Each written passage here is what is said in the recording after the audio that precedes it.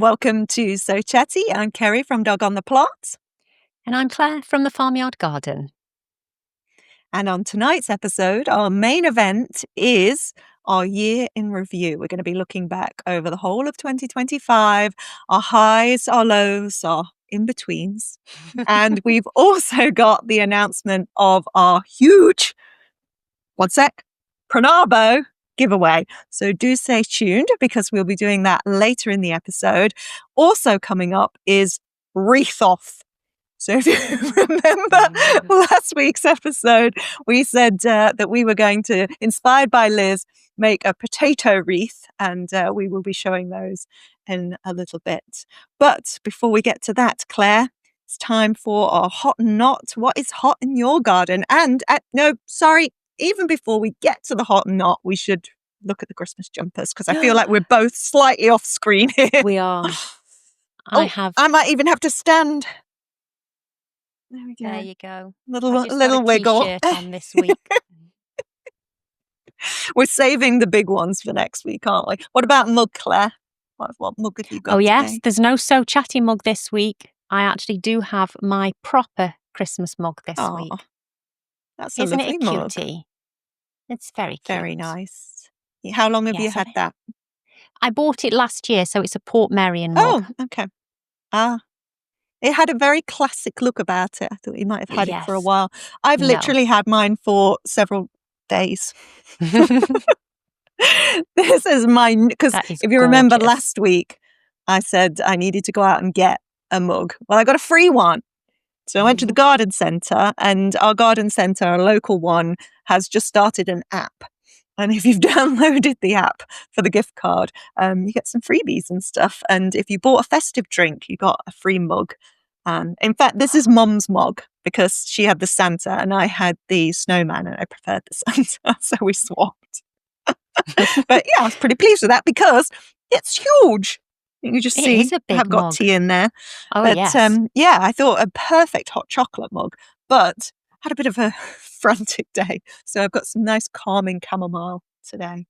Are you drinking coffee even though it's late at night? Yes, but I only drink decaf. Late at night. It's like early evening and it feels like late at night. It does for you because you go to bed distinctly earlier than I do. I do. I like to go to bed. In fact, we'll probably finish recording and I'll go straight to bed. Much like I do on a Wednesday after we finish chatting. I leave you to reply to comments and I go off to bed. You do. Right, back to our hot and not then, Claire. What's hot in your garden this week? I'm going to say the polytunnel. I mean, it's literally warm in there when the sun shines. Not that it's done a lot of that this week, but everything's taken off in there now. So we have got things really looking healthy in there, and even those carrots that I sowed in the little box where the sweet potatoes are, even they have started to germinate. And I have to say, I did not expect to see germination because it had gone quite cold. As soon as I planted those, it went cold, didn't it? And I thought, not a chance, but they're just coming up. So it looks nice. When you go outside the polytunnel door, the plot, all the paths are wet and it's all dark and brown and barren looking. Then you fling open the polytunnel doors and the way it diffuses the light when you walk in there anyway, it's just literally being in a different world. So yeah, that's my hot for this week. It looks amazing. Remind us what you're growing in there then, other than the carrots. I have a few things in there. So I've got mainly brassicas. So I've got the cauliflowers and the calabrese, the full heads of broccoli. And then I have some radishes, some more carrots that are already in there, spring onions, mustards, and I seem to remember that I'd sown something else. I think there might be a couple of lettuces in there as well, but I can't remember. But yeah, it's all looking really good in there. Yeah, because we had a few questions early in the season, I think, about what to grow in a polytunnel over winter. And obviously you'd have got plants that were already started and ready to plant in there as nice established little plants before they went in. Whereas I just went in and threw a load of seed down at like mid-November and crossed my fingers and hoped for the best. But all of that seed seems to be coming up really well. And in fact, I was having a little root through to see what was coming up.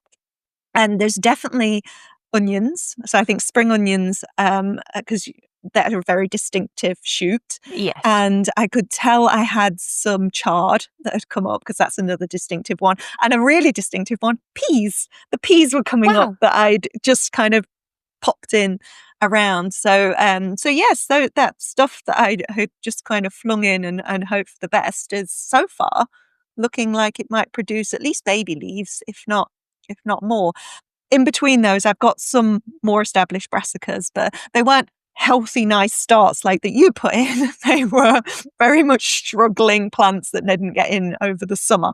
So we shall see how they do. But I mean, I had got pretty good success with that last year, so I'm hopeful that I'll have the same this year. What's not then, other than your barren plot? Well, I'm going to have to put my glasses on because I have a big notepad in front of me for this episode. So unfortunately, you're either going to see me squinting or I'll have to wear my glasses. So what I've put down on my list is the mini polytunnel. And I opened the lid of the mini polytunnel the other day and I'd completely forgotten that the peppers were still in there. And if you remember rightly, there was a few peppers that I was going to overwinter. Well, that ship has completely sailed. So yeah, it needs a good clean out in there. It's not looking very good at all. But I mean, and to add to that, it's also flooded everywhere on the plot this week. And it's just, we're underwater in places. The paths are very squelchy. Although I've gotten away quite lightly though, Kerry, because in the Lake District today, they've had 200 millimetres of rain. On the weather station at the top of Honeston Pass has recorded 200 millimetres of rain. I mean, I just can't wrap my head around that much rain in one single day. You know, that would be a lot in a month, wouldn't it? So yeah, it's very wet and I am feeling the effects of that. What about you? What's hot? What's not? It's looking to get wetter at the end of this week by the forecast for where we are. Well, I did remove my peppers from the greenhouse on the plot. So I've got those out. And what I've got in is garlic. Well done it. I've finally done it. I don't know how many times I've took that little bag of garlic up and down from the plot, put it on that table next to me in the greenhouse mansion and thought, I'll be planting that today.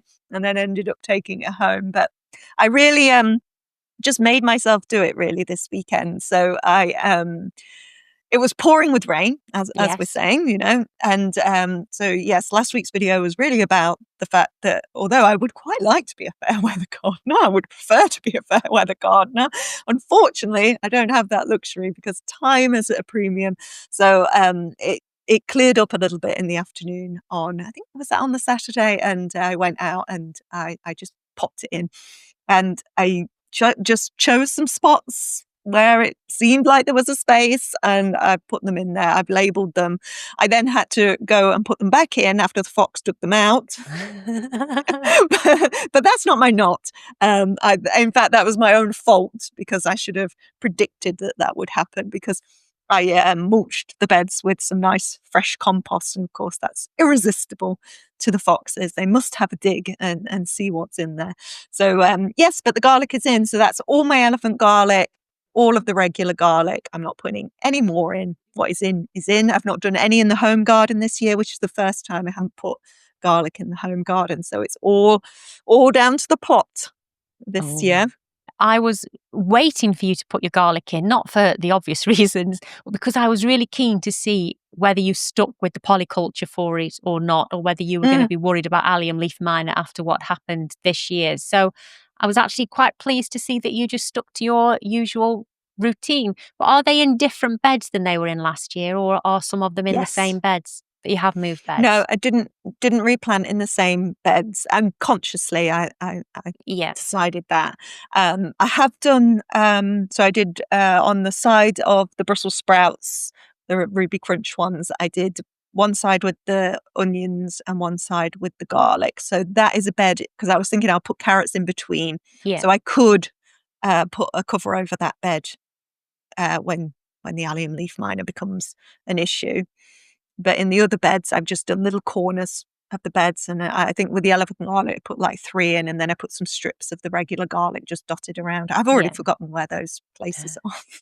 I'm glad I labelled, because again, it was getting late, the sun was going down, and it'd been such a rotten day and it was cold. I was like, no, I must write my labels, because it's so easy to forget when you're doing polyculture what you've got in a bed. So you really do need to label, especially something like that might not appear until later, a few months later, and you might have turfed it out with something else by then. So, and the thing that I may have turfed them out with is my spring bulbs. So the garlic cloves got in, but my spring bulbs, I still have my Sainsbury's bag full.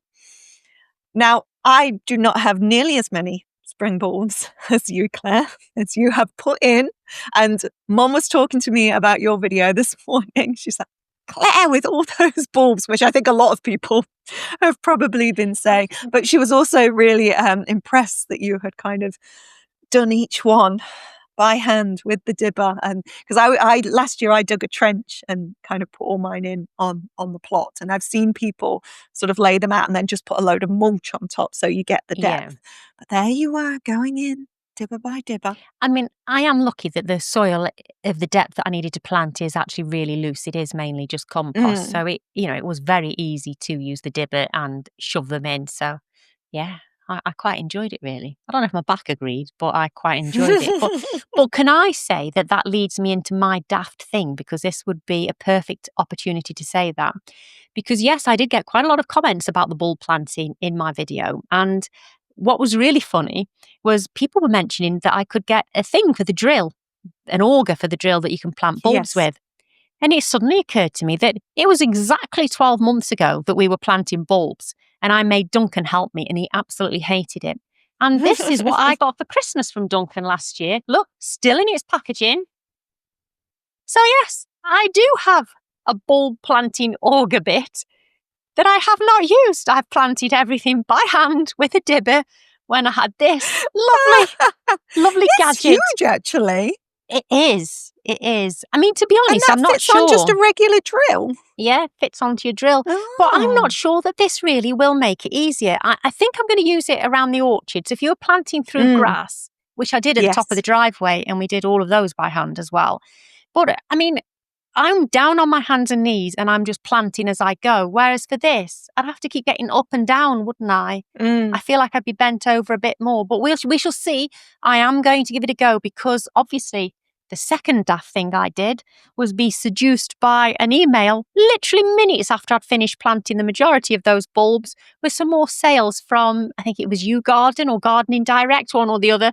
And I have ordered more bulbs. In fact, another 350 narcissus. And I keep saying this, for someone who doesn't like yellow flowers, I am not doing too bad. And I think daffodils and narcissus always get away with it for me, because they just, as much as I'm not that fond of yellow flowers, they keep their blooms for so long, don't they? So they get a reprieve because of that. They get and you're to thankful stay. For anything at that time of year, aren't you? So even if it's yellow, it's like it's just colour in the garden. Yeah, but absolutely. After another 350, Claire, oh my goodness. I know. But I could totally see it when you were walking through the orchard and you were saying that and I was thinking, maybe a bag for each tree. But no, you would like the 2 or 3 bags a tree. Yeah. If you want to have a real impact. Yeah, especially with narcissus. So I'm actually debating whether I put them underneath every tree, or maybe every other tree, and have big clumps of them around some trees, and then actually not plant anything under others. I'll just see when they all come. No, I think I you would should like do them every under single every. tree.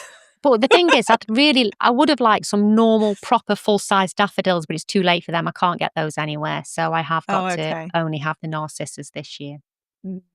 What about you? Well, my daft thing is also bulb related, and you're well aware of, Claire, because this is to do with something that I got for you. So when it was your birthday, as well as some arnica oil, I also got you a narcissus, paper white narcissus, for indoors. And I think, do you want to tell the story? Well, I sent you a little text yesterday morning, didn't I? And I said, Kerry, did you check the box that these paper whites came in? To which you were like, no, question mark. And I sent you a little video. I opened the box. There was a lovely pot in there. There was some cocoa coir, block to make the compost for them. And then there were some sort of bits of the shell, the outer casings of the bulbs of the paper whites, but there were no paper white bulbs. So some sticky-fingered person had clearly stolen the bulbs out of that box, hadn't they? Yes. I didn't take the bulbs out and then just give you the box. But you don't know this, Claire, but today I went to the shop and I explained what had happened. And they very kindly replaced with it. And then I purposely, in front of the woman, opened up the box so that I could see that there are, in fact, bulbs in there. Now, look, Claire, well, I'm not seeing you until just after Christmas. Would you like me to pop these up for you? Because they are already shooting. Or would you prefer to do it yourself? Do you trust me? No, you can do that. I trust you. It's got the little coir bit in as well. So there's the pot and there's the little coir. No, okay, I'll pop that up for you then. Thank you very much. Hopefully they'll be shooting, but that was funny. Typical. You didn't show them the video that I sent to you, did you? I didn't. No. They were very good because I did say, obviously this is a while ago, so I didn't have the receipt or anything and didn't have it to show them because I'd already given it to you. So I said sort of, I don't know that there's anything that you can do about this, but I thought you should know. But no, they were straight away. Oh, pick another one. And Mum went over and she's looking in the box. She's like, this has got some in. Absolutely brilliant. Thank you very much. Thank you. No worries. Well, let's hold off on our show and tell then. So what about bargain of the week? Well, it's got to be the bulbs again, hasn't it? It can only be bulbs. I mean, really, I could talk for the whole year in review about bulbs at this point. Yes, bulbs, and more bulbs. Mm-hmm. Not a lot else to say. I thought you were going to say that you got some fantastic bargain, but they have all been pretty much bargains, haven't they? They have. You've done really well. They have. I was going to go to Blue Diamond this morning, but as I say, a bit of a hectic day, so I didn't get there. I'm wondering, because the next chance I'll have would be this time next week, whether there'll be anything left. It'll be the tete-a-tetes because that seems to be what they have left over most of all when I go to them. So, yeah. It's strange. Why do you think the daffodils sell then and not the tete-a-tetes? I don't know. But they all have packets and packets of them. Maybe other people don't like the plain yellow tete-a-tetes because they haven't got any of the Thalias and all of the other different coloured ones. It is all just the plain, simple yellow traditional ones. But they did have some sacks in the place that I went to last week. So I might go back there. I'm thinking of going back there tomorrow or Wednesday, simply because they had lots and lots of bulbs. Great choice, but they weren't reduced. So all of the all of the tulip bulbs that I added in when I said I'd been to another garden centre, I confess were not reduced. Yeah. Claire. But at this point, I wanted them, and you know what? I think at this point, I kept thinking I've saved so much money on other bulbs that I'm just going to have the tulips that I want, and even if they're full price. Yeah. So yeah, it was only the tulips. Everything else was reduced, and I was quite pleased with the price. And the sack of pheasant eye narcissus, I mean, they were £18, but there was 200 plus bulbs in there. So actually that was a really, really good price. So I might see if they've got another sack of those just for putting around the trees in the orchard, because I'm just sold down the river now. It reminds me all the bulbs. Another daft thing is when we were in the garden centre, we were trying to figure out, because some packets tell you how many bulbs were in and some go by weight. And we were trying to figure out what was the better deal. So you were counting the bulbs as you were weighing them in the pick your own. And then I was trying to work out how many were in the other packets. And that's all gone out the window now, Claire, because you're just like, give me them all. I'll have all the bulbs. Do you know what, though? I'm really glad that I planted them, because a lot of them had started to shoot, as you've just seen with the paper whites. And a few of especially the allium, the purple sensations, a few of those, you get 10 in a packet, but maybe 2 had started to go a bit mouldy. So I am glad that I didn't leave them any longer. I am determined that all of my bulbs will be planted before Christmas this year. I don't want to be doing any in January. January is a job. I'm going to get there. Well, January for me is going to be about the jobs that I want to do on the plot. That's what I'm hoping to do. Get most of the gardening done for December, and then for sort of like the middle to end of January, I want to start cracking on with some of the projects, weather permitting, obviously. Mm-hmm. Yeah. When we were researching for the year in review, it shocked me how early actually we started sowing and how quickly that's going to come around. But we'll get to that. So my bargain of the week wasn't really that much of a bargain, but more of a good find. So I, as you know, like unusual plants and particularly perennial edibles. And this year I've done the oca again, as have you, and the mashua, which I've had a little root. There's definitely mashua there. I haven't harvested any of that yet, but it'll be coming up in a video soon. And and this is all Mayu's fault at Spuds and Roses. Complete influence to me. And so I've decided I also want to grow yacon next year. And I found a site that had yacon tubers for a reasonable price. And one of the few places that have got them. They're quite a rare thing to find. And you have to catch them at the right time of year when they've done the harvest. So I got a white variety and a red variety. I then... much like you with the bulbs, this is how I am with edible tubers. I think I got is it Chinese artichoke? And then other things started going in the basket. I think I sent you, didn't I, Claire, the list of things that I had bought. Yeah. Did I tempt you to go and have a look at some yacon? Not yacon, but you tempted me to, or reminded me that my mashua didn't come up this year, did it? It was quite funny when I first bought. When I received them, they didn't look very good, did they? And so I have actually bought and received. They've already arrived some more mashua to try for next year. I'm going to put them over one of the wooden obelisks because obviously they will be flowers, won't they, for the growing season and then edibles later on. So the flower was just lovely. Yeah, it's beautiful. Yeah. Really glad I got to see it flower because mine I did put in late and they were in a bit of a shady. I know. This will be the theme of our year in review.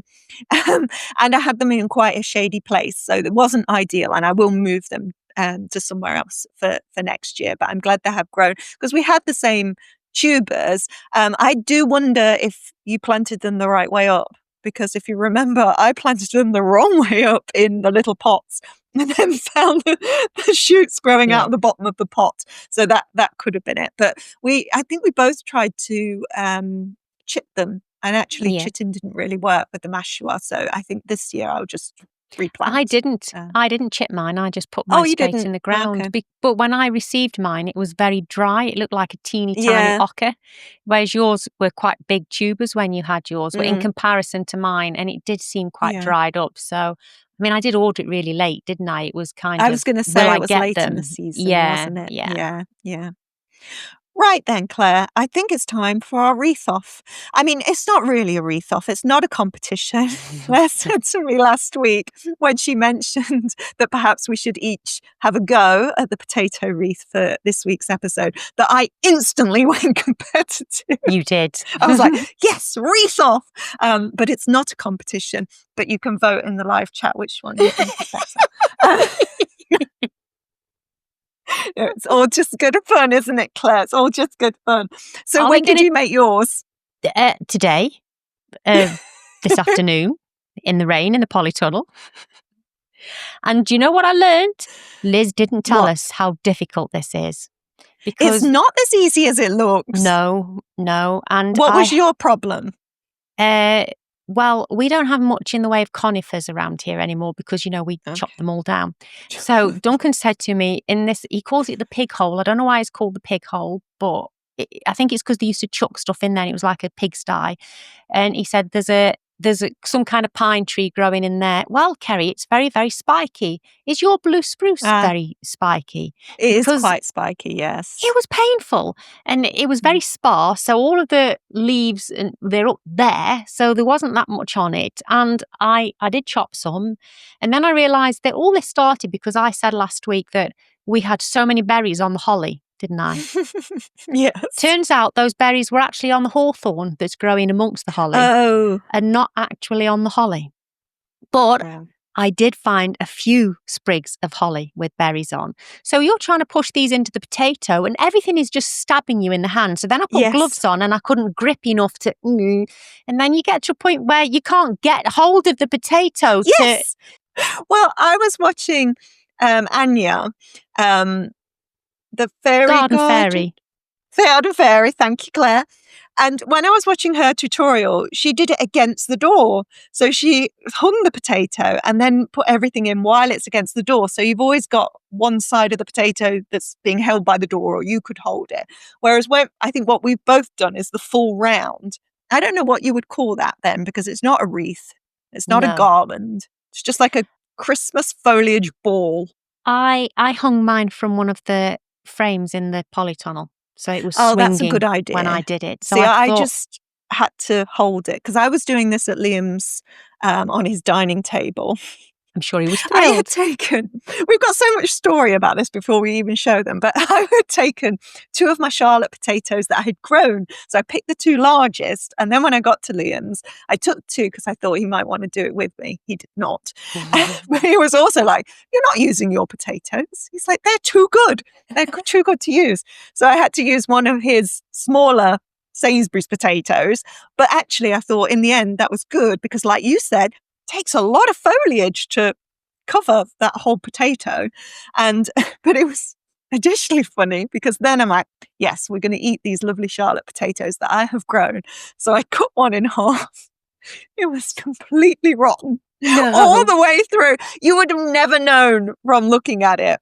It looked like a pristine potato. And then I opened up. It was actually like growing stuff inside. It was disgusting and grim. All the way through. But the other one was fine. And we ate that and it was absolutely delicious. So I'm glad that we kind of kept my one. Also glad because that would have taken so much longer to do because it was a bigger potato. Well, I purposely chose a Charlotte potato that had slightly started to chit in the cupboard. So the potato itself was a little bit softer. I thought that might be easier to push into it. But then I was also scared that meant that, because I did initially put wire through it because Liz used wire, didn't she? Yes. And I was worried that the wire would cut the potato while I was That's what I'm now worried about. So I've actually put paracord through mine. So I took the wire out and I started again with paracord because I thought that'd be a bit softer. Mine has still got wire. Yeah, but I've got it in a supermarket basket, so I'm not holding it by the top and hanging it because I'm worried that that's what will happen. Next to me. Shall we do the reveal, Claire? We've talked about it for so long. Can I just say that in my video, I come up with an absolutely brilliant analogy for my creation. Let's just say I'm not remotely creative. I said it looks like I've thrown twigs like darts at a potato because I didn't have enough foliage. I had this great big harvest basket full of stuff and it goes nowhere. And I need to think this through a bit better if we do this again, because this is not anything that I'm remotely proud of. Come on, you go first then. Oh, thanks. I am not creative. I'm hoping that everything stays on. Let me just take the chair back. I'm just going to move my microphone. Oh, it's not too big. Da, da, da. Oh, look at that. I knew it. I knew you were all talk, Claire. That looks fabulous. Well, don't look at the back. Look at it. Look at the back. That looks fine too.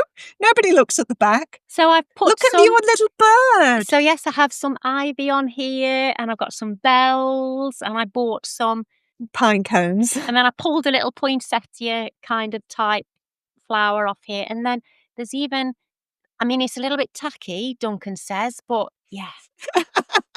I've even put a little birdie on there. So yeah, I do have a few bits of holly that did have some berries on, so I've put them in. But that's very good. That's mine. It's mine. And I will overlay a better picture of it shortly. So I was getting confident. Kerry. Come on, let's have it. I said to you earlier, I thought you were bluffing, and you were. I'm not bluffing. Okay. I feel like it looks a bit of a state. Lizzie's had an absolutely beautiful shape to it. I've pulled something out of a potato. Oh, no. Oh, no, we're okay. Okay, it's coming. I'm going to have to stand back too. Mine went a bit more wild, I would say. Oh, that's beautiful. Oh, Kerry. Let me do a spin. It's absolutely amazing. No, I feel like mine looks much messier than yours. Oh, it looks beautiful. Honestly, it's beautiful. Do you know, it looks like how I imagine them to be would be like a hanging basket almost. And that's how yours looks. My holly It's went a bit absolutely high. beautiful. It's so lovely. I've got robins. So I wanted mine to be scented. So I've got eucalyptus, bay, loads of rosemary. I found my little poppy seed heads. Oh, so yes. They've gone in. I got lots of ivy in the garden. I did, because I trimmed a little off the bottom of the blue spruce before I decorated that, because there was some branches that weren't that great. So they've gone in there. Got my holly. Just random stuff. St. John's wort is in there as well. It's beautiful. And yes, then I've got these little robins. I love them. They're so cute. I have to say, although it was more challenging than I thought it was going to be, I really enjoyed doing it. I enjoyed it. I did enjoy it. And it was, I never thought to go to the herb bed. Never thought to go and get some rosemary. Well, now that was because I was watching 18 and Cloudy. Oh, I got that from 18 and Cloudy, Stephanie. She was putting rosemary in a wreath. Yeah. Wow. I have to do it again now. The problem I've got now is, though, so every Christmas Eve, Duncan goes to put a little wreath on his grandparents' graves. And obviously one is Dad's dad and one is Mum's dad. And they're both from farming families. And he's a bit like, I feel like I should make something to go on their graves now, because all of these things were pulled from around the farm that great-granddad to Duncan would have, it's his farm, isn't it? He probably planted most of these things. So I feel like I need to go and make something now. But now you've had a practice. Potato in a pot is what I thought, so I could just have it sticking out of a pot. So I thought that'd be a lot easier. That's a good idea. Yeah, I like that. Yeah. Yeah. The other thing I was thinking, because I would quite like something over my fireplace there, like a long potato, like a sweet potato. The sweet potato go moldy too quick, I think. But a long potato that then you could build out of, like, so that it's more of a garland, I was thinking. But it was good fun. I recommend it. It was good fun. And it was nice going around and foraging the stuff and finding things to put in it. And obviously we're going to put yours on the screen now, Liz, because this is how it should be done. And from the experts. But thank you so much for the inspiration. And we will practice at this and come back to this next year. And if any of you would like to give this a go, we'd love to see them on our community page as well. Yes, and we'll share them next week then. Yeah. So that was good fun. Now, that's not everything for our show and tell, though, because I had a delivery earlier today. Ooh. And I'm really excited to show some really exclusive merch. So the first one, we've got a new hoodie in the shop. So this is available to buy now. It's this lovely sage green. It's like your T-shirt, actually, Claire. A bit, yeah. So there we go. There's the new addition to the shop, the new hoodie. That is a nice colour. It's a nice material as well. Yeah, really pleased with that. Haven't even tried it on yet. It's literally come out of the box. Oh, it's nice inside as well. So that's quite a lightweight hoodie, that one. And then this is really exclusive because it's not even in the shop yet. But we thought we'd get your opinion on it. Again, it's just come out of the box, so I haven't even looked at it yet. I shall model it though right now. Here we go. Woo! Oh no, I've got it the wrong way around. Try again. Look at that. There we go. An apron. That is amazing.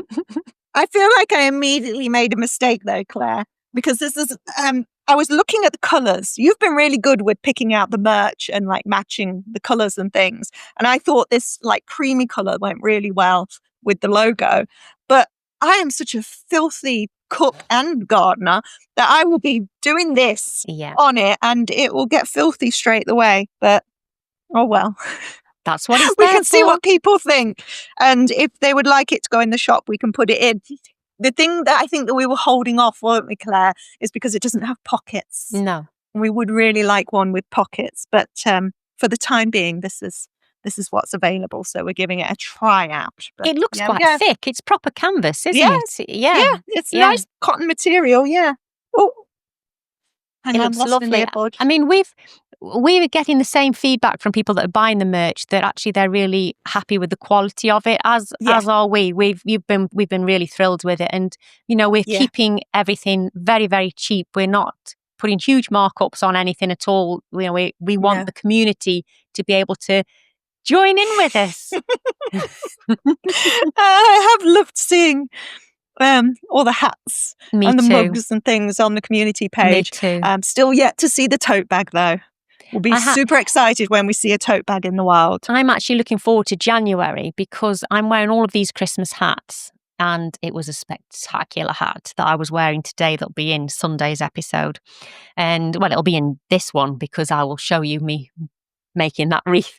And they're not as warm. They're not as warm as a Sow Chatty hat. It's really warm across your ears. It's lovely, isn't it? So I am actually looking forward to January. So you can put your Sow Chatty hat back on. Yes. Okay. Well, Claire, I think we are ready for our main event. So clearly there is a lot to talk about when you're thinking about the entire year. So we've got a few prompts to kind of keep us focused. We're going to try and keep focused, Claire. Okay. Are you prepared for this? We're both prepared, aren't we? Yes, we are. We've made some little notes. Because it's hard. Did you find it hard to go back and think about the whole year, even though we've been making videos about it?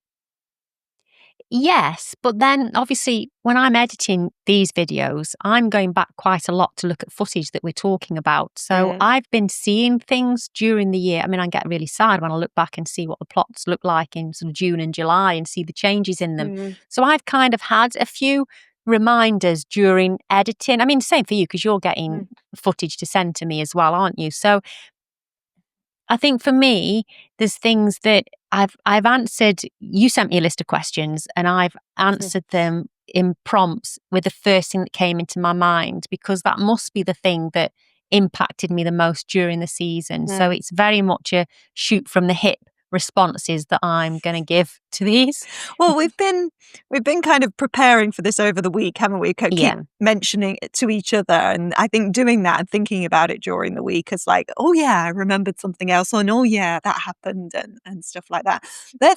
We're going to zoom in a little bit, but let's take a kind of bigger picture. Was there a moment when you were on the plot in the garden this year and you felt like, this is it. This is why we do it. This is why I love it? There was, and it's a resounding moment. And if anyone can remember the video, I think the video was called Time to Pause or something like that. And I'd done that. I just happened to be sat at the bench one day, wasn't thinking about doing any jobs. Normally I sit at that bench and I start looking around, and instantly I don't just sit there and I look around and think of the jobs that need to be done.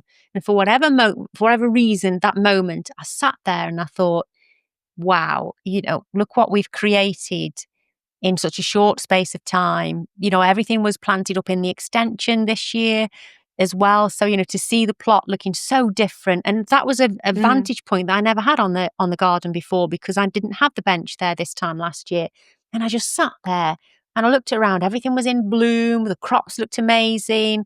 And yeah, it just hit me. And it was actually quite emotional. I felt emotional. We were going through quite a lot of pressure at the time with Mary and everything like that. And I just had this moment that I just needed to just sit and literally press pause.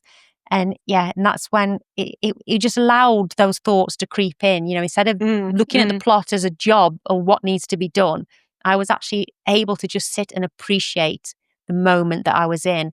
And I've tried to do that a little bit more during the rest of the season, because it's so transient, isn't it? The entirety of the season is so transitory that to actually be able to just take it in instead of thinking ahead to the next season or what next job needs to be done. Yeah, it was amazing. So for me, that was it. Whenever that video went out, and I'm pretty certain it was the middle of August, that's when I had the moment, really. What about you?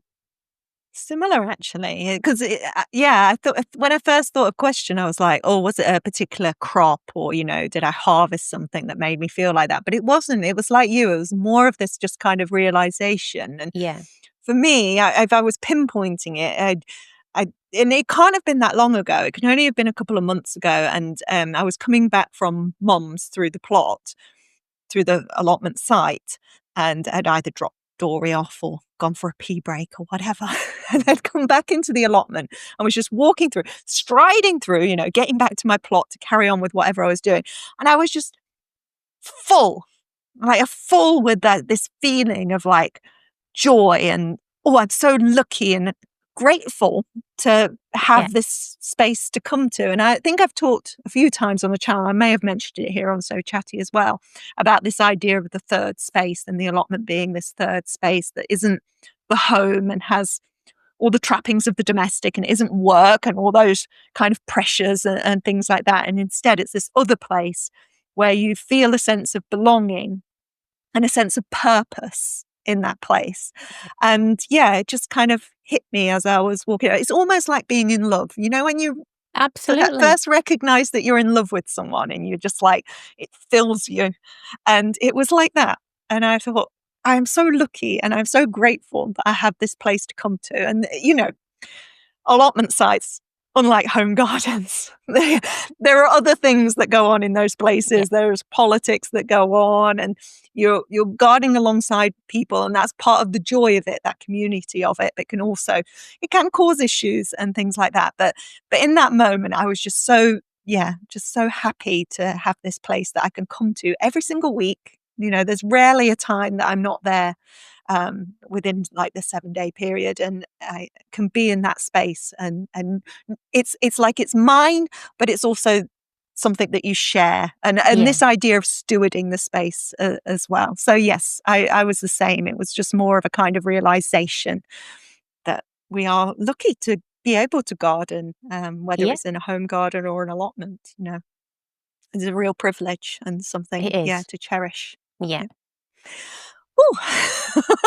I know, I feel emotional. I think we started big there. We should pull it back a little bit. Let's go right to the beginning then, and to January. How did you feel your start to the season was, Claire? And can you remember the first thing that you'd put in the ground? Well, I distinctly remember vowing that I was not going to fall into the trappings of sowing super early in January, because I remembered in 2024 all of the panic about the grow stations being completely full. It was too early to plant things out. I mean, obviously worse last year because spring was late. It was so cold in spring, wasn't it?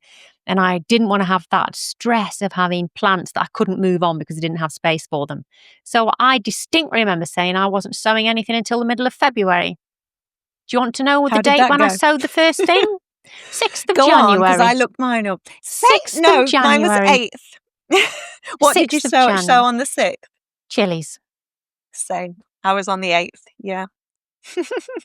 That's what I mean though earlier when I was saying like it's surprising how quickly it comes around, because when I looked at, because I had my spreadsheet at the beginning of the year, so I was very prepared.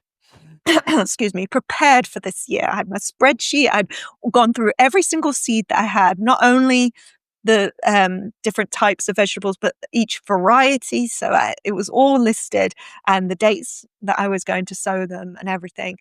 And till about July even, I was kind of keeping on track with my spreadsheet. But anyway, when I went back and looked at it and I saw that it was the 8th of January that I first sowed chilies, I was like, goodness, I got to get my station back up and ready. I know.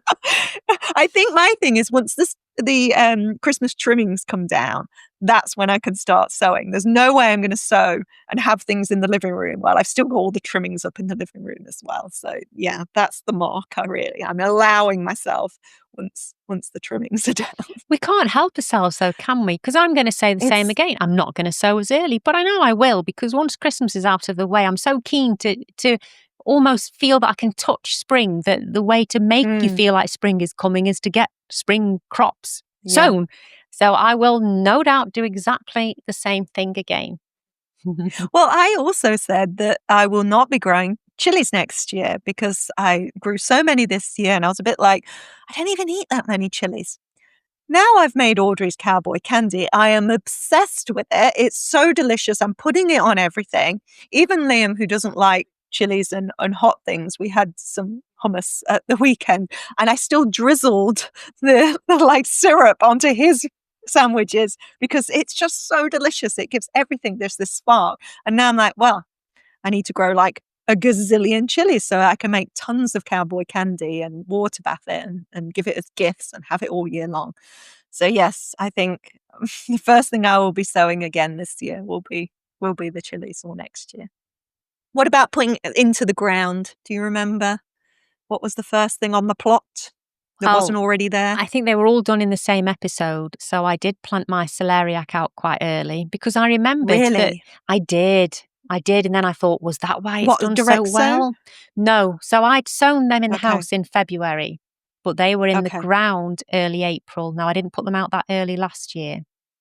And I did that because I didn't want them to get pot bound. And I think they were pot bound last year. So I think maybe that helped because, they've handled frost already. The leaves, they lower the leaves didn't look too good, but then the rest of them have, they've come back now. So yeah, they handled the cold weather. They were quite happy. But I put the celeriac out. I put some early peas out. I wrapped them up in fleece and they seemed to cope so well initially. And then I put potatoes. We'll talk about peas. We'll save peas. Potatoes. I think that was one of my first ones as well. But my first one, which I mentioned already, was putting the bulbs in because I hadn't got all my bulbs planted before Christmas. So that's what I did. I trenched the front of the plot, put all the bulbs in. They were all bulbs. I think I had some new daffodils, but otherwise there were bulbs from the previous year that I had saved from pots, and they all went in. But I got a good display at the front of the plot from that. It wasn't brilliant. I'm going to add more to that this year because I want it to be really full. And hopefully this started naturalizing and I'll get more. So yeah. Okay. So with the indoor setup, how did it go? Did you run out of space? Not really this year because things kind of exploded. So we lost 2 dogs in 2024, very elderly dogs, and we lost them both. And I hadn't been able to have any seeds starting outside of the kitchen before because we've got a gate on the kitchen because Harvey, our Cocker Spaniel, would go into the seed station and he would just eat plants that were growing. Whereas Dexter isn't that interested. So this year, obviously now I don't have Harvey anymore, I've been able to have seed growing in our summer room. So I want to do that a bit more this year because, or next year. So you just spread it out. Yeah. But it meant that I could grow even more things. And I mean, it didn't, it wasn't that I grew more. It just meant that I could give things more space. So I had less shelves in my other station, which meant I could have one more pot on and still fit underneath my grow lights. But yeah, things got a bit crazy. I mean, I must have 6 sets of grow lights. And when I say sets of grow lights, you get 4 lights in the set that are daisy chained together. Then I think I've got 6 of those because it just all got... that is a lot. That is a lot, yeah. See, mine get rotated a bit. I think I've only got 2 sets of 4. Maybe I bought more last year. Maybe I got another one. But so things get a bit kind of rotated so that they're getting the light, which isn't ideal. I feel like I was doing okay until I came and met you. And then you gave me a bootful of plants. And then I had to find space for all of those. I went home and sighed a big breath of relief that I'd gotten rid of all these extras.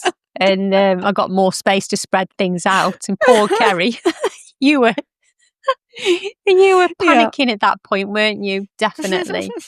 I mean, I can give a really good confession here. My germination station or grow station is still up in my kitchen. I didn't put it down this year. It's become kitchen storage. In fact, I don't know where I'm going to put the things that I've stored in it so that I can put flowers and plants or seedlings in it this year. But no, it's still there. Now, if Duncan was the one that was growing plants, can you imagine if I'd have allowed him to keep things in the kitchen all year long? Yeah. No. I mean, it's not like it's a pretty unit. Claire. It's it's one of those garage storage shelf things. It's pretty ugly, really, but it's still there. Well, my setup is not pretty, and of course, it's in my living room, and it's in the front window of my living room for everybody to see as they come and go. I'm not quite sure what the neighbours think of what's going on in my house, but I was wondering if I could move it to the office upstairs. But even then, I put the scented pelargoniums in the corner in the office, and I was like, oh, it's a bit dark. I think they'll be okay though. No, they've not been okay. They've stretched for the light. They're suddenly even leggier than they were. So I've had to move those so they've got more sunlight. So, I mean, if I've got lights, then I can. I guess the other thing is to think about getting a bit of a grow tent sort of thing going. I've done the backing of foil, or, the radiator backing foil. So I've had that before. But then if I'm sitting here in the living room, I'm getting none of the natural light because it's all blocked off for the plants. I mean, what we do, Claire, for our little seedlings, our little babies through the spring. So, when do you think your summer started to get going? I mean, I think for me, it's when you put the tomatoes out. So when the polytunnel is planted up for summer, that's when it feels like summer is. And it's not even summer getting going, is it? But it's the summer crops have got going. So, and that was early this year for us, wasn't it? So, early May this year, I planted things out a couple of weeks earlier than last year. It's just something about opening those doors, seeing the tomatoes, and as it sort of brings this polytunnel jungle. And that's the exciting part for me. That's proper summer when I say the polytunnel jungle has arrived. And I mean, I had that early this year. That was kind of July time. Everything was crowded out in there, and I just love it. It's crazy. It's chaotic, bonkers, but I absolutely love it. I mean, clearly my polytunnel was also bonkers this year with its 60 tomatoes in. But I mean, you're right, the weather allowed an early start to the season, but I wasn't really prepared for the early start, especially because we hadn't had it the year before. Yeah. And of course, because my big thing for this year was I was starting again on a new plot. So the early part of the year, we'd moved everything. So we'd done the move to the new plot by the beginning of the year because it officially became our plots on the 1st of January. So everything that we hadn't moved across by the 1st of January was lost. That was it. I got a rhubarb, some raspberries, but they have a new owner now. About those. So I kind of properly got the new plot, but there was still a lot to do in terms of like deciding where my paths were going to do and just kind of maintenance and structural type things that I was making decisions on. So that delayed things somewhat. And then one of the things I'd done when I moved plots was I had, as I was saying earlier, some like really leggy brassicas that had never got in the ground over the summer. And I popped them into the polytunnel thinking, well, I'll make use of this polytunnel over winter before the tomatoes go in. And they just were amazing. And I got all of these cauliflowers and broccolis that I had not been expecting at all. And especially because I didn't even know what these brassicas were. It could have been anything. And I was really loath to take those out to put the tomatoes in when they were cropping so well. So that delayed me as well. But the tomatoes did eventually get in. And like you say, I do think that, and when the courgettes start cropping, I think the courgettes are the real sign. It's like, oh, now it's summer, I'm ready for this abundance and, glut when it comes to courgettes. Do you think there was a moment where you could really tell that your garden had peaked?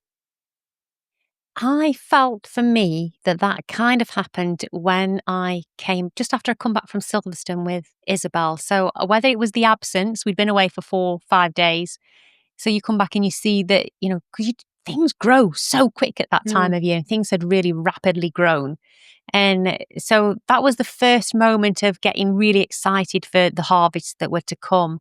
But I think really it was probably, again, still the end of July. The sweet corn had suddenly gone bonkers. I was getting tomatoes that were ripening right as early as the end of July in the polytunnel. And that was the moment for me, literally the height of summer. The weather was glorious, the long days out in the garden, everything looked beautiful. Yeah, that was the moment, but it didn't last long. What about for you? No. Well, I think that's a really good point because, I mean, we haven't really said it yet, but it was an early start to the season, but it was also an incredibly dry season. And it did mean that things did quite well early on because they'd had that heat and that flush, but then really struggled to kind of keep going unless you're very good at watering, like you are. Less so for me. And I think that's why I found it find it difficult to think of a moment when things peaked because everything was kind of at different times. And that was partly my own fault for how I had not got things out in a timely fashion. Who would have thought? So I find it hard to pinpoint one, but I do think the cottage flowers that I put in, that I just direct sown, and I had mixed all different kinds of seed together and chucked it on the ground. And again, much like within my polytunnel, kept the fingers crossed and just saw what came up. And when they did come up, and they looked so beautiful, before the arches went down, there was this brief moment where the plot was full of colour and all of those flowers. And it's funny, actually, that it's the flowers that are kind of registering as that moment, because I think it is that feeling of abundance and colour on the plot, and the amaranth looking so beautiful and things like that. So there was definitely a moment, and I think actually it kind of coincides with when the pears were ready, because the pears ripened really early for me. And in fact, so early that I missed the sweet spot of picking them. And I think it was like you'd been away and come back, and then the plot's all glorious. And I'd done the same. I'd been away for a few days, and I came back and all the pears had dropped to the floor. And luckily I could save most of them. But there was that moment when the pears were on the tree, and it just looked so beautiful. And that's the moment you kind of just want to capture. Oh, definitely. And I think I had, I mean, like you say about the flowers, I felt the same way. My pollinator highway was an absolute triumph. And that was in its peak once the dahlias were out, sort of the end of July.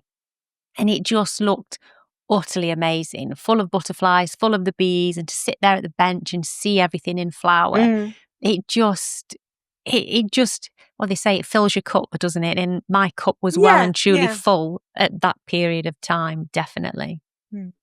So what about the wind down? How have you found that, the kind of start of autumn and coming through to now? I feel like it's been a long-winded wind down. I don't know about you, because it's been so mild, things that carried on when you kind of wanted to pull them out, but they weren't ready to come out. And it has felt like, we're almost 3 weeks off the start of a new year, and we're still emptying crops because they're only just coming to the end of their time. I mean, last couple of weeks, they've been waiting now, but autumn seemed a long season this time. Yeah, agreed. Yeah. I mean, the tomatoes didn't come out of my polytunnel until mid-November, which is, and they were perfectly good. It wasn't like, they'd been over for a while and got blight and had to be cleared out and things. They could have kept going, but so yeah. And I mean, there's still so much on the plots that I'm harvesting, and not just things that you really associate with winter crops. So yeah, it's been a nice autumn though, I think. I mean, obviously we've had now all the rain that we didn't get in the summer, and that has made things slightly difficult. I think for me, it's like autumn is that time where there are jobs to be done and you're readying your plot. And so it's been quite frustrating to feel that you rained off for so much of it. But then the flip side of that is that you're still harvesting stuff. And I guess the rain has been good in kind of washing off some of the veg that had been affected by some of the not so great things that we have had to endure this year, but we'll get there. Okay, let's talk about the good things first then. What are the kind of wins for this year then, Claire? What were the really good crops or the things that you got done that you're really pleased about? I mean, the big wins this year for me, I have to go right back to March, and it's the plot extension, isn't it? And I feel like the garden is how it should have been right from the start. I don't know why we never made it that big to start with. It's felt like the right kind of growing space, plenty of space. At one point, I felt like I had too much space because it only seemed to be for about 4 weeks that all of the beds were full. And then obviously you start harvesting potatoes and things and think, well, I've got nothing to put in there now because everything is out. But it was nice to feel that everything wasn't crowded. I had plenty of room. I wasn't panicking about where to put things. Just having that extra space is opened up the options. And I just think the garden looks, just even aesthetically, it looks so much better how it's all framed with the extra space. So that's the first big win, is having the extra growing space. But I mean, from a crop point of view, just too many to mention. Obviously, we keep talking about the celeriac because we're harvesting that now. But for me, I guess one of the standout best crops of the season probably was my sweet corn. That was amazing. And that variety with 2 or 3 massive cobs on each stem. The sweet corn was a huge highlight. Not so much the processing it, but the sweet corn itself was a highlight. I mean, I'm looking at my list here. It's been a big year for many crops. The summer squashes were amazing. Go on then. So on my list here, I've got potatoes. They were huge wins this year, growing them in the ground. The celeriac, I don't need to mention that again. We keep seeing that. The sweet corn again. The fruit as well. So the soft fruits that, were only planted last year. So I had so many strawberries, blueberries. Obviously the currants were amazing, the abundance from them. And the fruit trees that I've planted a couple of years ago to get my first apples off those trees this year. That has brought an unimaginable amount of joy to be harvesting fruit. So they're there. And obviously I put down the summer squash as well. They were extremely prolific, as were the winter squash with the mashed potatoes. What about you? Well, I was umming and ahhing whether to have squash on my list because I think I should have got more for the amount that I planted. But the ones that I did get, I was really, really chuffed with. I had on the Brussels sprouts, that, again, harvesting now, so they're kind of top of the mind. But because I've never been able to grow them before, so that I finally cracked it. And well, I mean, I may never repeat it again. So, but the Brussels sprouts were good. Obviously, my parsnip. I'm like fixated on this single parsnip. I'm hoping there will be more like that. I've mentioned a lot in my video the Cape gooseberries and on here. I really enjoyed the Cape gooseberries this year. I thought they were excellent. Obviously, well, things that have exceeded my expectations, tomatoes. Now, I knew I was going to get a lot of tomatoes when you're growing 72, but they were just fab, really good. And not to get blight this year was just fantastic. The mangel wurzel, I had to mention the mangel wurzel because I harvested the first one this week. And quite a revelation. It's nice. I recommend. My lemongrass, I grew lemongrass this year, which I've never done before. And that was really good. I mentioned the pear tree. So yeah, there were actually a lot of different crops that I've been really pleased with. That's just a few. There's been so many this year that have grown well that hadn't in previous years. And perhaps we'll talk about that in a bit. Other than crops, some of my big wins for this year were actual wins. Of course, I won best plot. You did. Just think it there. Best plot. Wow. And completely unexpected, actually.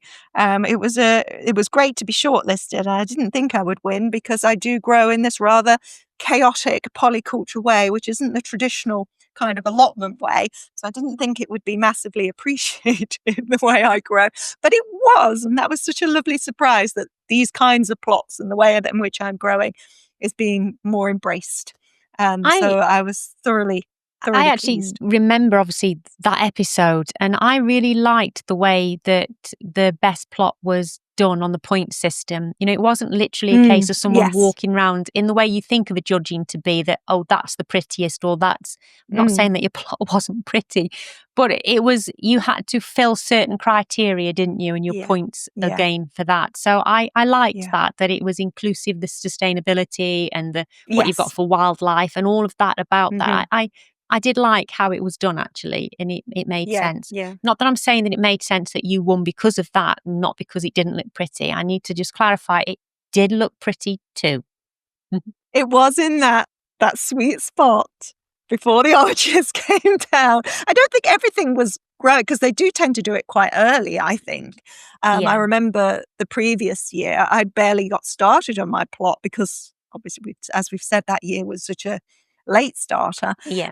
But this year, I had enough going on in the ground because they're not just looking for the wildlife bits and stuff like that. They do still want to see that you're growing lots of crops and you've got to grow like specific kinds of crops as well. So the variety has got to be there and accounted for too. But that was really lovely moment. But that was about me and winning that. Whereas there are other things about what we did on the allotment this year that were more about the community, including our open day. And it's the first time we've had an open day on our site. We've had them on our sister site before.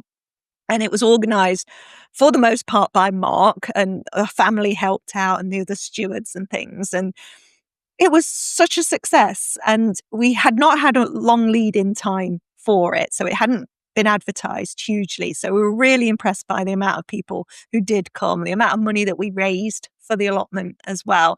And just what a great feeling it was, of everybody kind of coming together and celebrating the allotments and the produce that we had grown there, and also lots of cake. There was, in fact, a huge Always amount a bonus. of cake. So that was a big thing for me.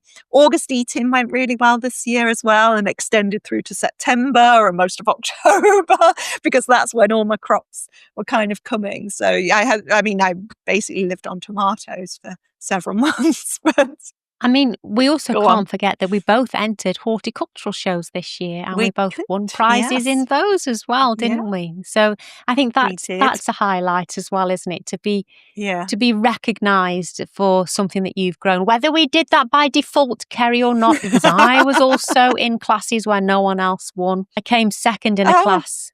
There was two of us in the class, and I came second, and someone else came third. Yeah, we didn't know there was no first place.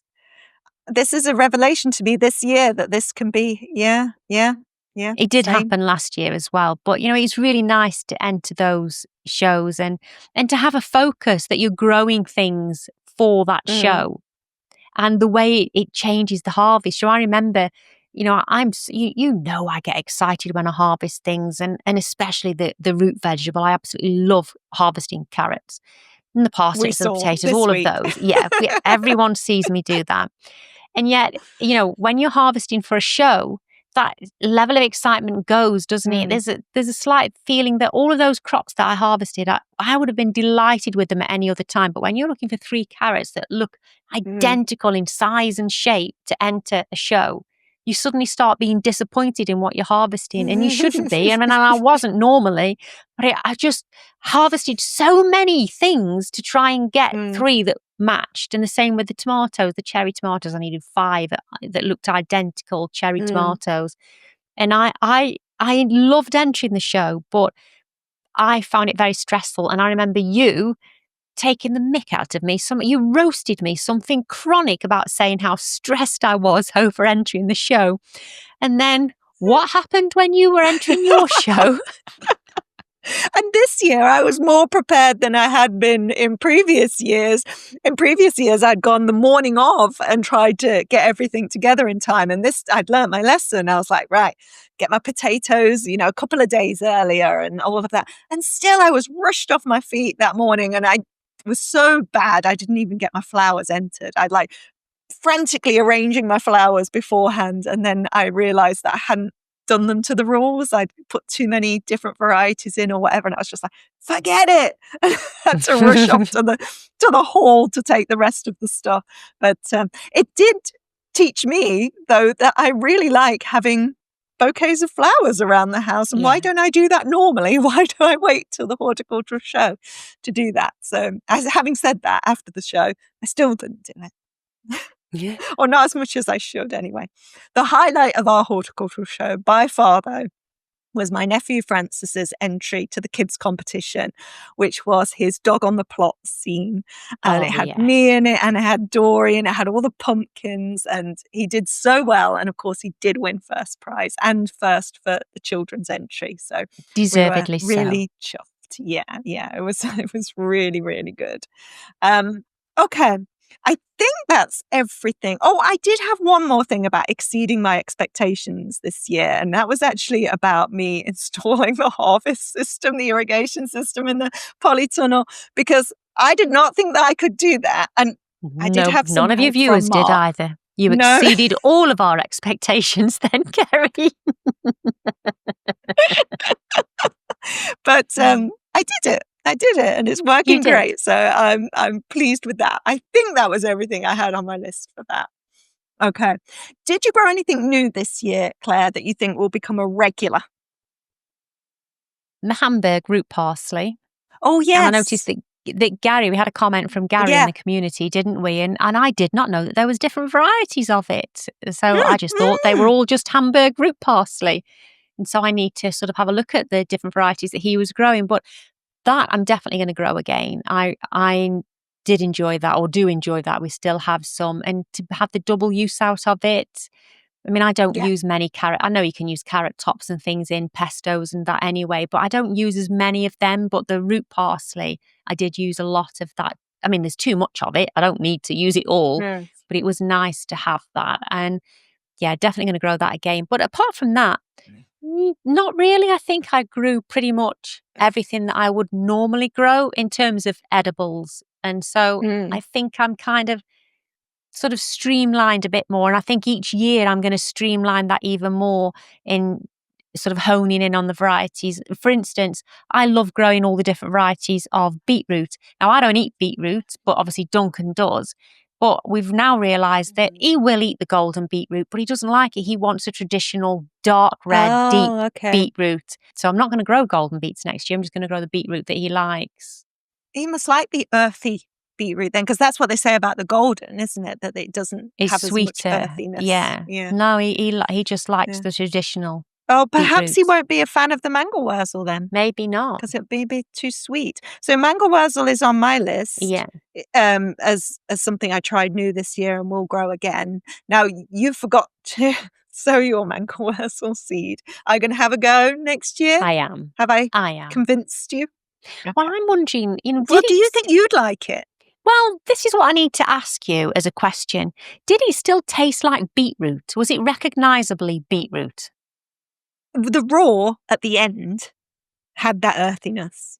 But I think cooked, you wouldn't necessarily associate it too much with beet. This is why I mentioned the yacon, because that's what tempted me to get it, because Mayu was eating that yacon like an apple.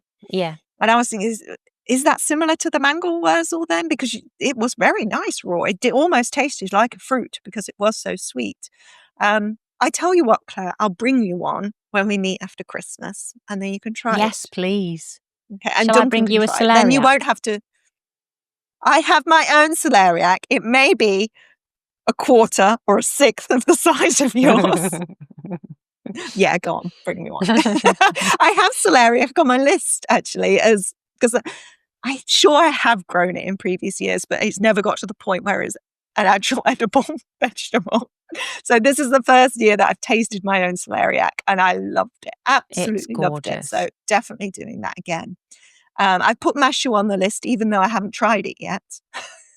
But just for the flowers, even if I don't like the root, I will grow it for the flowers. Yeah. I also had strawberry sticks. So the strawberry sticks were a bit of a weird one. And according to Nick at that British homestead, they will continue to come back. Like they will just self-seed around, and I'll have strawberry sticks for life. So I probably won't have to grow it again. It will just grow itself. But when I first tasted them, I was like, this is so weird. It's like it looks like it's going to be this really sweet, lovely berry. And it tastes of like just watery nothingness. It wasn't unpleasant, but it just wasn't really anything. And I think it's partly because you expect it to be sweet and it's not, that puts you off.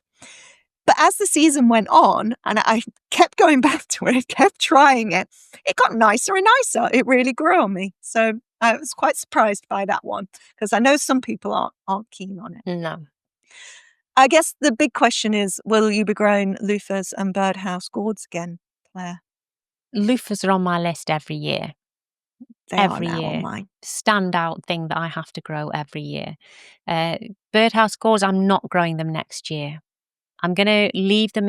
I want to see how these ones cure first, because they take up so much space in the polytunnel that I don't think I'm going to try them again this year. And they definitely grew better in the polytunnel than outside for me. So no, not next year. But if they work well and I get some nice birdhouses that can be decorated, then I probably will grow them again for 2027. My word, that sounds a long way away. But loofahs are every year. They are so useful. You know, I thought that they were a bit of a gimmick when I grew them the first year, but then I realised just how useful they were with the soaps that you make. And obviously I use them as scourers in the kitchen all through the year. And yeah, definitely. Honestly, the one thing that I would say that I know it's not an edible, but if you really want to grow something super useful, loofahs, absolutely. And I think you are now converted. I am converted. And it can be an edible if you eat them young enough, but I didn't in the end. I thought I would have some towards the end of the season, which was still small, and I could try them as an edible. But actually they weren't they did not look appetizing, let's put it that way. You might as well just eat a courgette. If you're going to grow something like that, grow courgette. Yeah. Yeah. I'm still on the fence of whether I'm going to grow patty pans again, because I said I didn't feel that I wanted to use the patty pans. I'd prefer just to have courgettes. And then I ate one. I was like, actually, it's more firm and it kind of worked well in some dishes better than a courgette. So then I was torn. I think I'd probably just sow the seed, and if it comes up, it comes up. Okay, so we've had a lot of successes this year, in part because it has been quite glorious, the weather. But that has also had its challenges. What completely flopped this year, Claire? I think the same thing that flopped for most people this year would be peas. That was top of my list, yeah. Yeah, peas, including sweet peas as well. They didn't do very well either. Yeah. But it's the garden peas. And, I could kick myself because mine looked absolutely amazing. You were talking about yours having pea moth at the time, and mine, the alderman peas on the big tall obelisk, looked amazing. And we harvested a couple of them, and they just weren't quite as sweet and tender as they had been last year. And I said, I think they need another week or so. And that was when we went to Silverstone, and I left them. Okay. And then when we came back, they were dead. Just don't know why. I assume it was obviously the heat.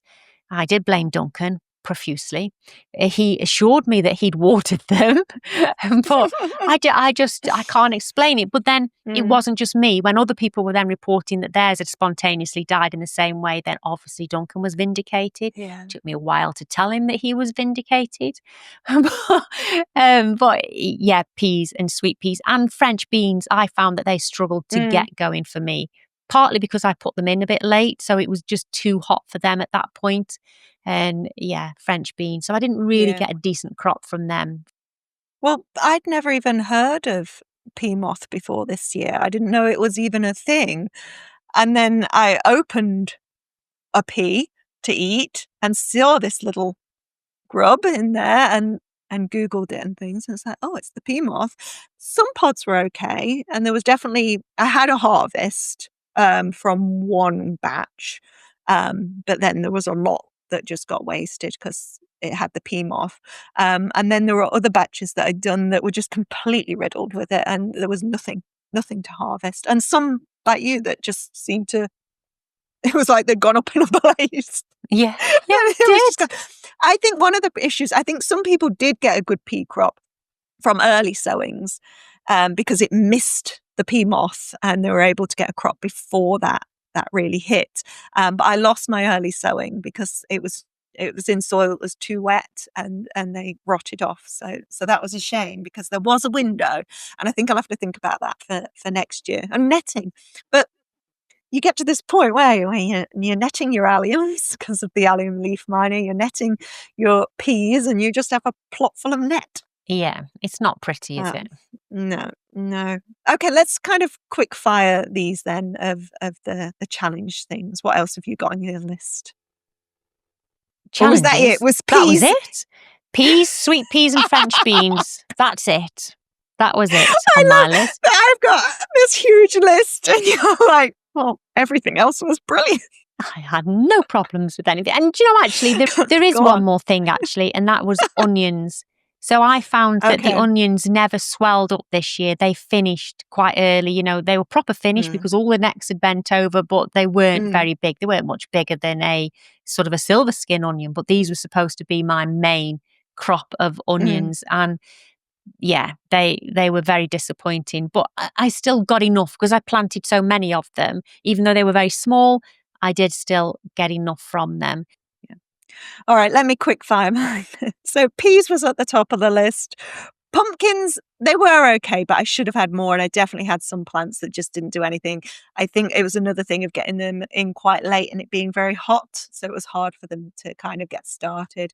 Now, you had berries on your wins, but berries went on my challenges because they did quite well initially, but they went over so quick. It was like there was a massive abundance and then suddenly they were gone because of the heat. Main crop potatoes. Less said about those, the better. Society garlic, which I was so excited about and talked about on so many episodes and never came up. The achocha, my third year attempting achocha, still haven't cracked that. We'll be trying again next year. I wasn't gonna, but then Ali from the Right Pear Plot sent me some seed. My salsify never came up, but I think that was because the seed was old. My Clancy potatoes were dust and never materialized. My Florence fennel bolted, and I've put swede on the list. I'm not even sure whether swede was sown.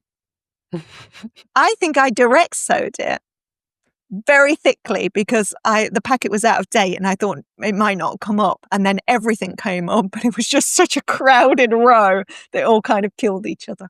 I might have a route around though. I suspect there might be something in there. So we've kind of touched on this already, but what sort of pests and diseases gave you the biggest headache this year? Well, I feel that I did very well this year from a pests and disease point of view. Obviously, none of us had particularly any slug pressure, did we? It was such a dry spring and summer that slug pressure was at an absolute minimum. So there was no issues there. I didn't have, thankfully, any allium leaf miner, although obviously we know that most of my things are covered anyway. But that was it. I didn't really struggle with caterpillars because things were netted. The only problem I've had, and it's been right at the end of the season, when your problems with whitefly have disappeared, they've given up and gone away and your crops have come back, my sprouts are looking atrocious. I actually think I'll be buying sprouts this year because they have not really recovered. They have not recovered, though. They're not very big. They're bullets. They're not very big at all. And they've been really stunted by the whitefly that did eventually find them. Well, I think it is those flying ones, isn't it? But then the birds will have been attracted to all the flying insects that we've had this year because there was no rain. This is my theory. No rain to keep those flying insects down. I think that's why we struggled so much with them this year. Yeah. So I had the allium leaf miner. There were no slugs, but there were incredible amounts of aphids. Lots of ladybirds, which was nice to see. They've been feasting away this year, but they could not eat the amount that were covering all those brassicas. I have not got rid of the whitefly completely because I took 2 Brussels sprout tops to Liam's to cook for Sunday dinner this weekend, and I brought them into the kitchen and gave them a little shake, and all this whitefly came out. It's like, whoops. Just get it down. Nothing to see here. So the whitefly is still there, but it's certainly not at the level it was. And it left all that black sticky tar over all the leaves and stuff. It was awful. And that attracted flies because of the sweetness. Oh, yeah. So I think the flying insects this year were... Do you feel that the weather kind of messed with your plans this year? Had you kind of prepared for the wetness we had the year before and then that threw you? Yeah. I think being a new gardener as well, and I only had 2 seeds. I grew sort of half of 2023. I didn't start until June with bought things. And then obviously I grew all of last year. And so I wanted to be hot on the ball with succession sowing this year. And I know that came up in the community post as well. A very common theme that everyone wants to be more on the ball with succession sowing, and us too. But it didn't work. It didn't work for me this year because everything finished very differently. So the expectations for things to be in the ground didn't work. The cabbages, they were in the ground for like 10 weeks, if that, and they were just boof, done.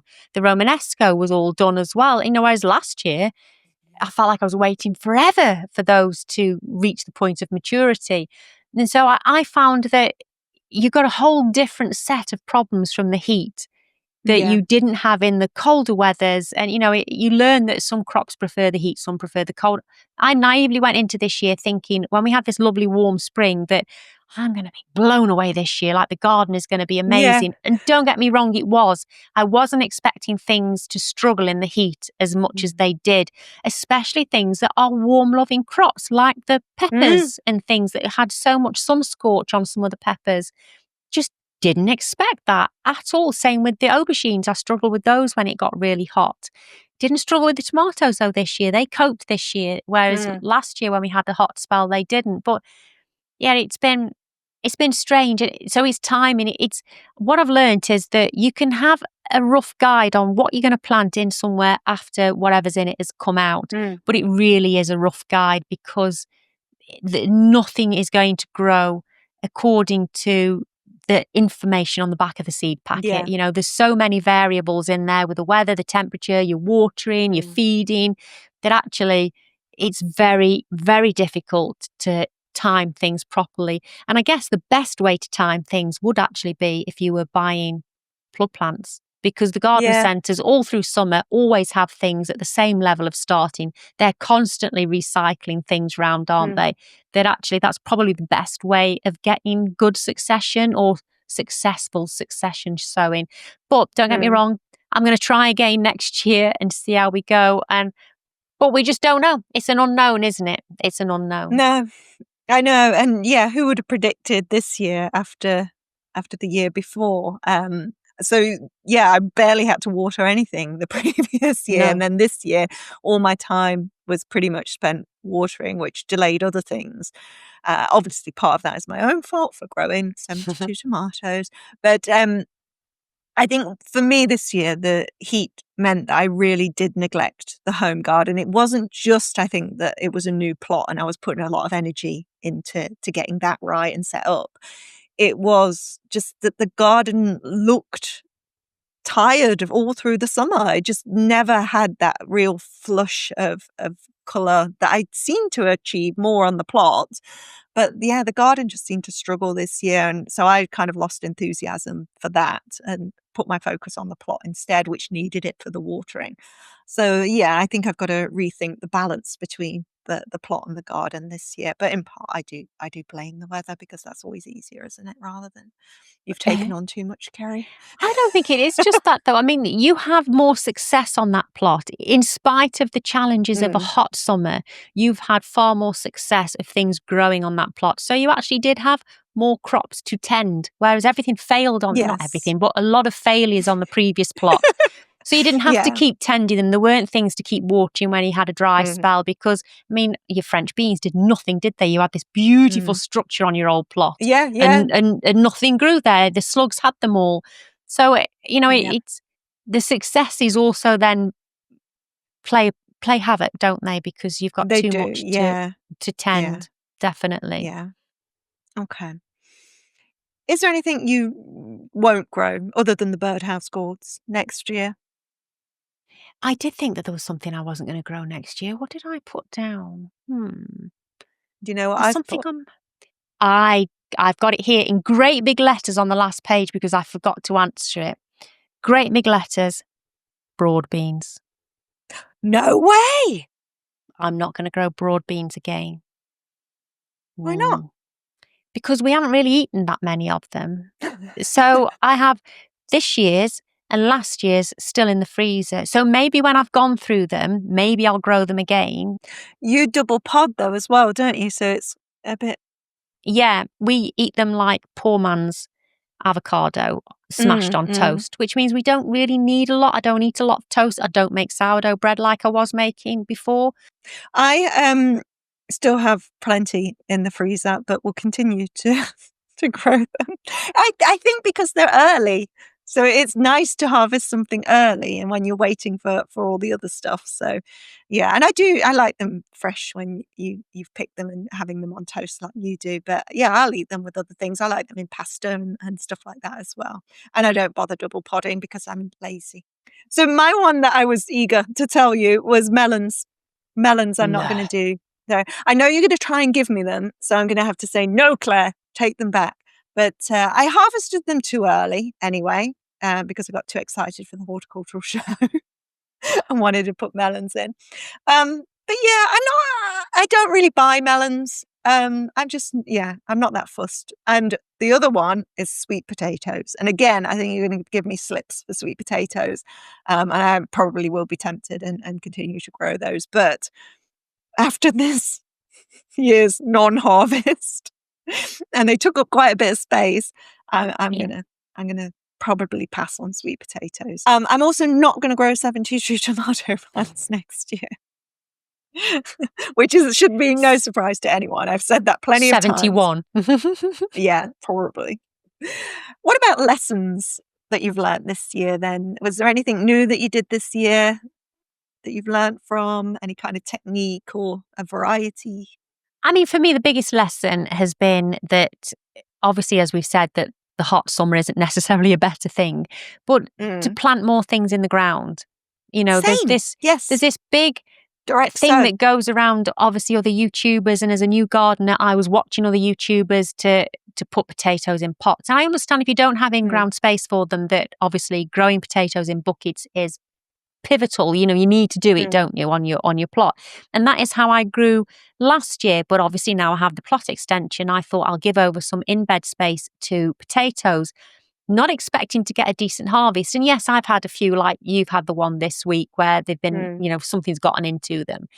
But the return on them, too many potatoes for us, to be fair. It's just been an absolute joy to be growing them in the ground. So a big lesson is to have things like that in the ground. The same with the chilies and the peppers, you know, having that mini polytunnel to be able to put all of those peppers in their own space in the ground. Whereas last year I had so many still in pots, you know, all through summer. I want to do more of that, getting them in the ground. They just seem to be so much happier. Agreed. And I had my chilies in pots this year, but I'm going to try with not growing 72 tomatoes this year. I should have room to put chilies in the ground in the polytunnel. And I grew the sweet peppers in the ground and they did really well, and the aubergines as well. So, and just direct sowing generally. And one of the things I did this year that I hadn't done before was pre-chit. I did it with the parsnip seed and then direct sowed each seed where I wanted an actual parsnip to grow. And as we've seen, that has been successful. And it was so easy. And there was none of that kind of like, will it, won't it grow? It's like, well, I know it's going to grow because it's already growing. And yeah, I really felt that was a kind of pivotal moment for me, a realization of like, yeah, because I couldn't do it on the old plot, because the old plot was such solid clay, flooding all the time. You just couldn't direct sow. You could build up and then potentially direct sow. And I did do that with some beetroots and spinaches and things. But yeah, this year it's like, wow, I've got a plot now where I can do that. And I need to do more of it. And it will free up a lot of room in my living room and things like that. And just be easier. So yeah, I think that's all I had on my list, more direct sowing. So my other question, go on, sorry. I was just going to say, and to lead into that, it's sowing things later. Because do you remember I had that Costaluto Fiorentino, those tomato seeds that I really wanted to grow, and then I'd lost the seeds, and then I found them again really late. I mean, I was sowing them in, I'm sure it was middle of April, May time. It was late to be starting tomatoes off. I got a great harvest off them. Yes, I'm sure I probably could have got maybe another couple of trussies off them had I sown them earlier. But they were never held back. We sow things too early that we're constantly holding them back and stressing the plant because we haven't got room to move them on. Yeah. That, you know, it was just great to be able to sow them, get it in the ground early because it was warm enough overnight, and just let it grow naturally. They caught up. It was ripening at the same time as the other tomatoes, and it's quite a revelation, really. I won't be doing the early cucumber this year. No. You know, I did the indoor early one. It was fun. It was a fun thing to do, but yeah, I'll just wait. I didn't get anything from mine. Mine was super stressed. I got loads and loads of flowers on it, but again, it was kept. It was in a huge pot in the house, but it couldn't grow how it wanted to grow, and it was just too stressed. Exactly. Yeah. If you could go back and do one thing differently this year, what would it be?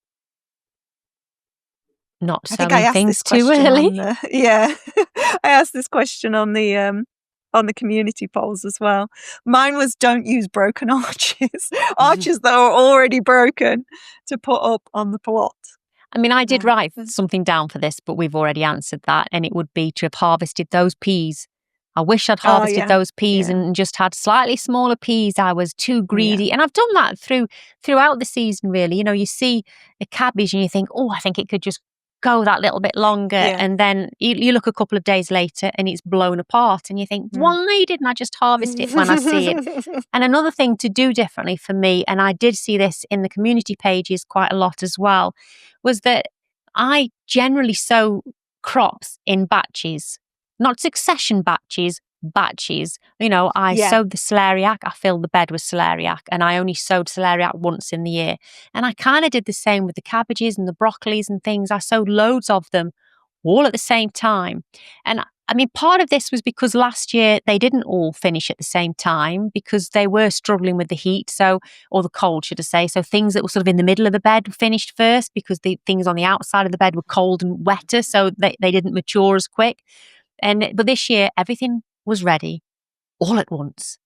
So, you know, when you got 20 cabbages, there was a lot of waste this year because there's only so much that you can process. Yeah, there's a hell of a lot of processing. And there's only so much that you can process and so much that even with 4 freezers at home that I had room to store, and there's only so much that people would take off you.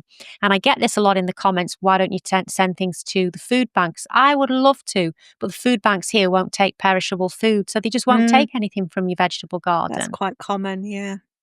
So what about you? What plot lessons have you had and what will you be doing differently next year?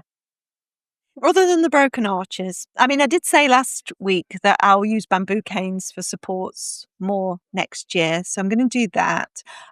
Next year, I'm going to water things more because I won't have to be watering the polytunnel. That'll be automatic. It's going to mean I can water the actual crops in the ground outside. I mean, we could end up having another super wet summer. Perhaps we'll be pivoting between hot and drought and floods. But yeah, I want to sort of give more attention to the crops that are out there. Another, like you, I do tend to sow a lot of things all at once. And even going through my spreadsheet this year, where the idea was that I was spreading out all the sowing, I still ended up with like trays and trays of brassicas because I like to grow absolutely every variety that you can buy. So, I mean, I know I'm going to streamline things more. Oh, that's the intention for next year. And it's not really that I wish I'd done it this year because I did really enjoy growing lots and lots of different things, and some worked and some didn't. But some of those things took you by surprise, and that was lovely. So, yeah, I mean, I'd like to know from you though.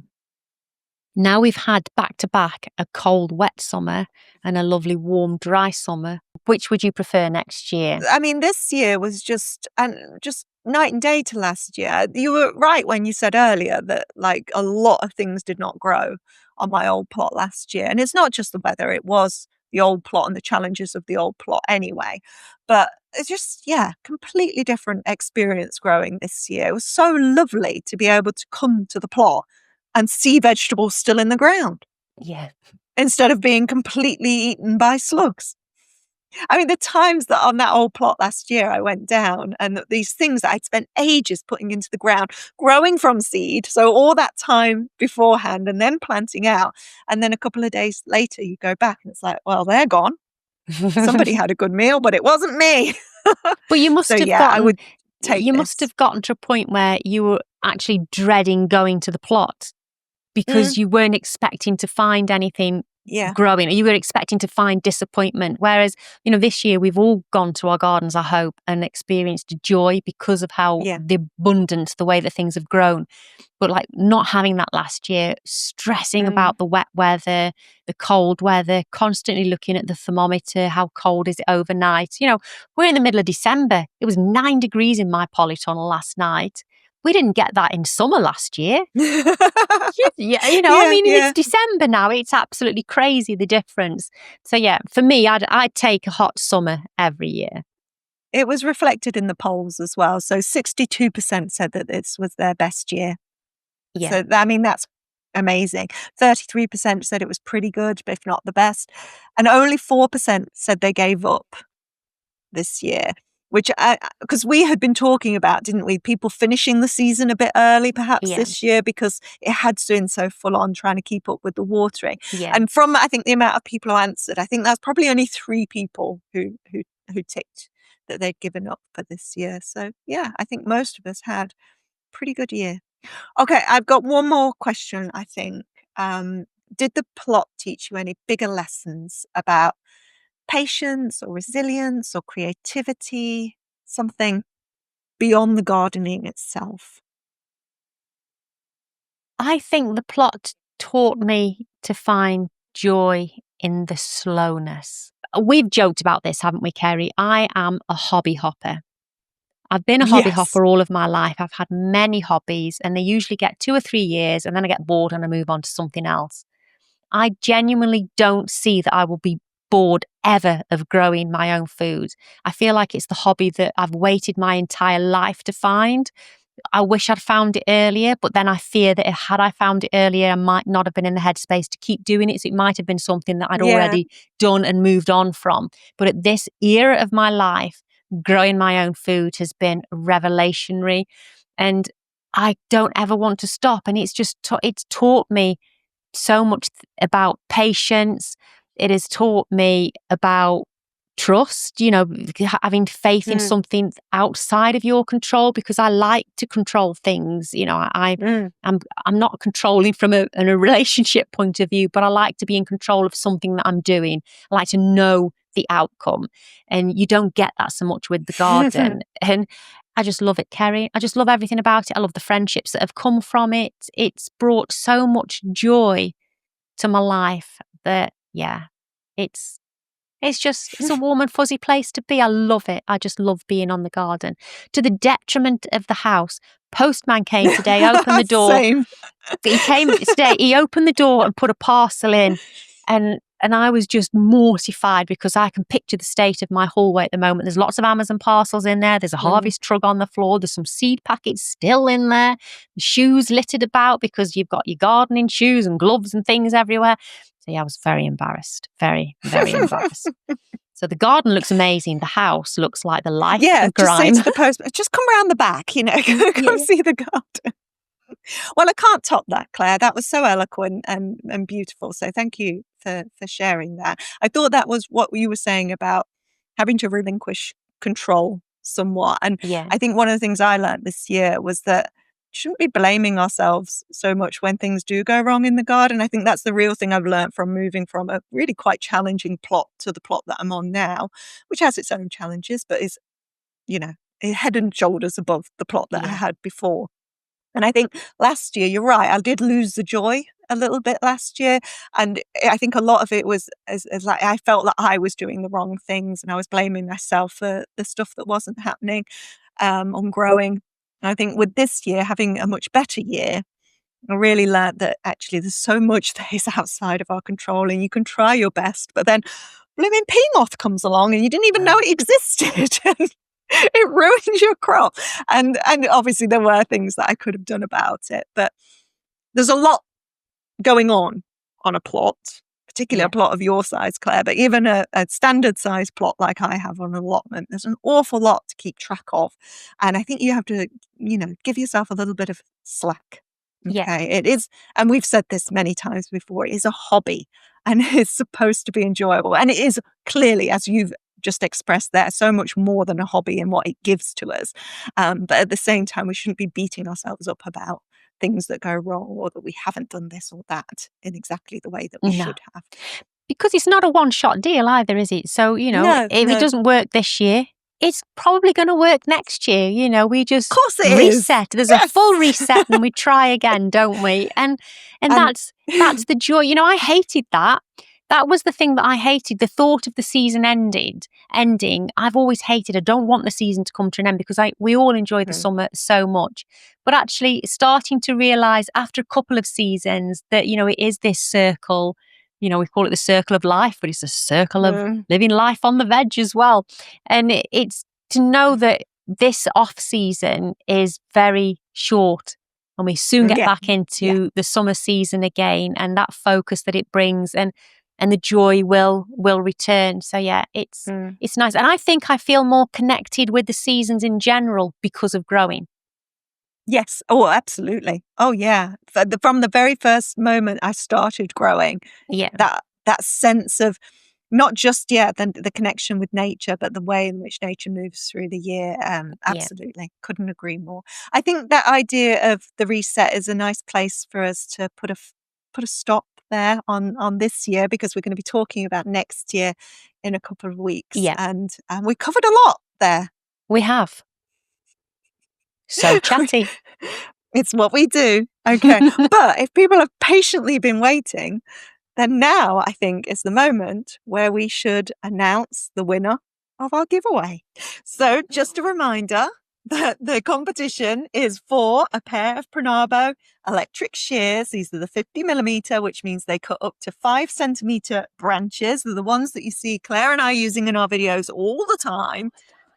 They come in a presentation case. You get 2 batteries in there and the charger. And I'm going to hand over to Claire, who is the queen of the randomizer. Oh, I'm so excited. I'm really nervous about this one, and I'm going to put my glasses on.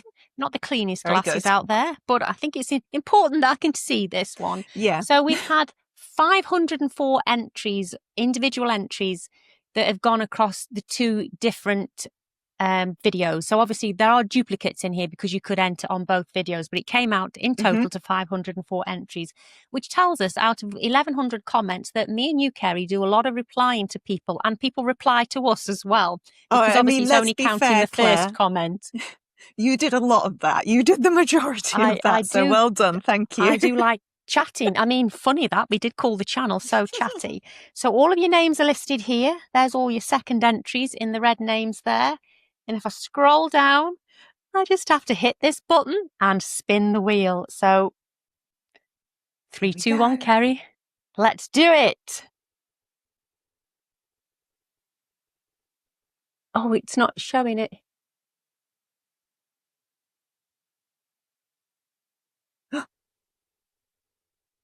Butch. Butch Walt 1, 2, 3. Wow. Well done. You are the winner of the Prunarbos. We will find your name and see where you've commented, and we will leave a comment under your comment in the video so that you can reply to that, and we'll show you how you verify yourself to be able to be sent the items. Well done. But Kerry, it's Christmas, isn't it? So we feel like maybe we shouldn't just leave it quite there, and we should have a little, do we call it a runner-up prize or a commiseration prize? Or just an extra. I'm not entirely now, certain. We don't, let's just be clear, Claire, we don't have another pair of Prunarbos to give away. We do not. But what we do have, and maybe even more coveted than the Prunarbos, is a piece of our merch, a Sow Chatty bobble hat. So we're going to do another spin of the wheel. So because it's Christmas.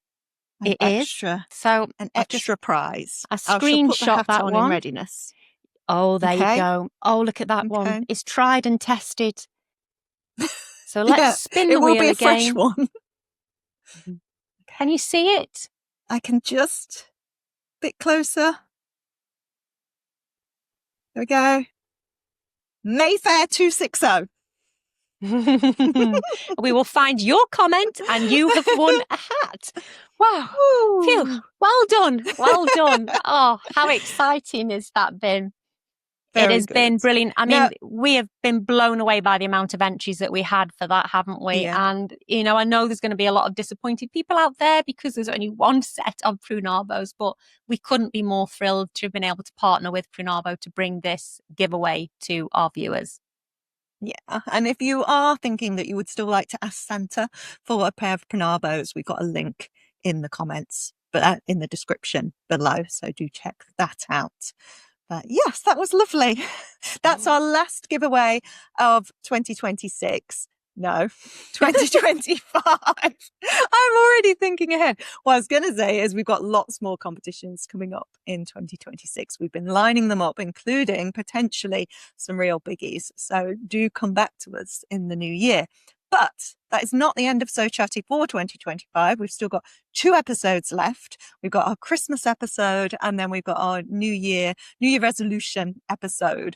But it's slightly different because they're going to be releasing back on our usual slot of Tuesdays. So we're moving back to Tuesdays for the next 2 episodes to end this first season.